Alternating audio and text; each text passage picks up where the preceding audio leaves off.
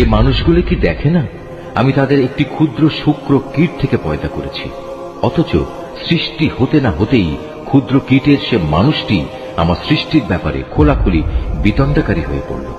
সে আমার সৃষ্টি ক্ষমতা সম্পর্কে নানা কথা রচনা করতে শুরু করল এবং একসময় সে লোকটি তার নিজ সৃষ্টি কৌশলী ভুলে গেল। সে বলল, কে মানুষের এ হাড় পুনরায় জীবিত করবে যখন তা পচে গলে যাবে?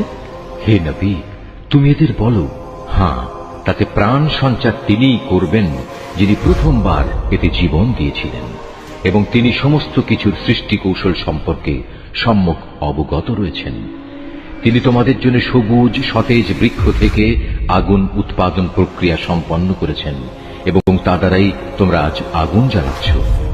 যিনি নিজের ক্ষমতা বলে একবার আকাশমণ্ডল ও জমিন সৃষ্টি করেছেন, তিনি কি পুনরায় তাদেরই মতো কিছু সৃষ্টি করতে সক্ষম নন?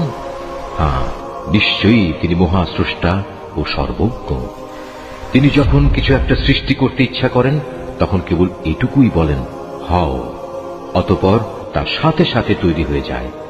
অতএব পবিত্র ও মহান সে আল্লাহ তাআলা, যিনি প্রত্যেক বিষয়ের উপর সার্বভৌম ক্ষমতার একচ্ছত্র মালিক, এবং তার কাছেই একদিন তোমাদের সবাইকে ফিরে যেতে হবে।